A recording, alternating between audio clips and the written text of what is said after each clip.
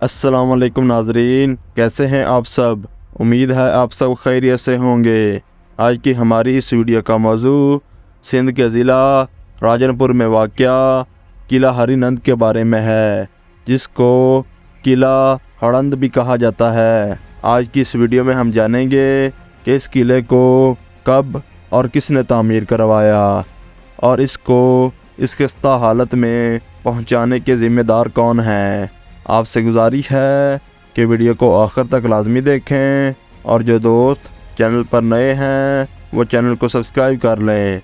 आपका वक्त ज़ाय के बिना वीडियो का आगाज़ करते हैं।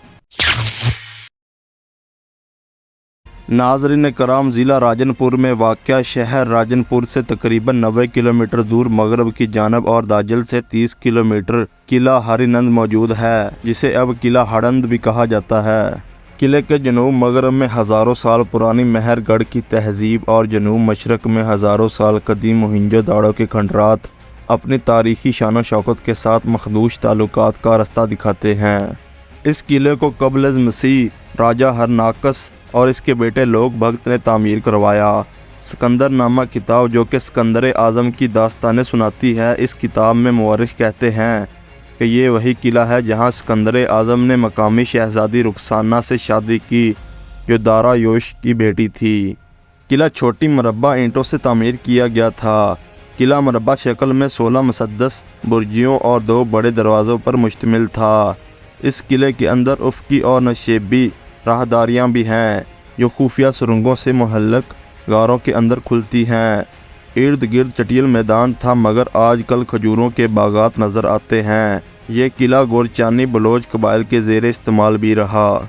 ये वो किला है जिसने तारीख़ के बेइंतहा सितम सहे। कभी यूनानी, ईरानी और अरब फ़ातहीन ने इस किले को फ़तह करने के ख्वाब देखे और कश्तो खून में नहलाने के बाद फ़तह भी किया। मोहम्मद बिन कासिम की यलगार के सामने ये किला और इसके मकीन ना टिक सके, गोया तेज़ हवा के सामने तिनका हो। इस किले पर सिकंदर आज़म से लेकर मोहम्मद बिन कासिम, महमूद गजनवी, अहमद शाह अब्दाली तक सब हुक्मरानों ने अपना कब्ज़ा रखा। अहमद शाह अब्दाली ने 1747 को ये 2 इलाके हड़ंद और दाजल खान ऑफ कलात नसीर खान को बतौर तोहफ़ा दिए, जिसके बाद राजा रंजीत सिंह की फ़ौजों ने फिर इस पर हमला करके अपने कब्ज़े में ले लिया और राजा रंजीत सिंह की हदायत पर इसकी तज़य्युन और आराइश का काम शुरू करवाया।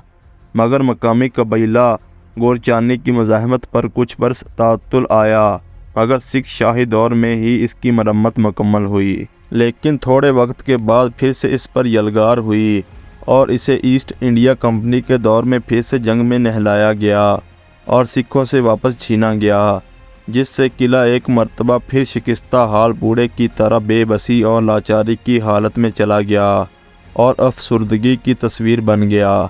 इसके बाद वक्त ने इस बूढ़े किले की हड्डियों से रानाई का रस निचोड़ लिया।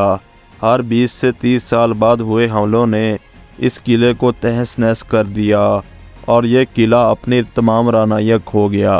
आज ये किला वक्त और हुक्मरानों की बेहिसी और अपनी बेबसी का मुँह बोलता सबूत है, जिसे चोलिस्तान में मौजूद बाकी किलों की तरह तारीख़ी सितम और हुकूमती बेहिसी की तस्वीर बने देखा जा सकता है।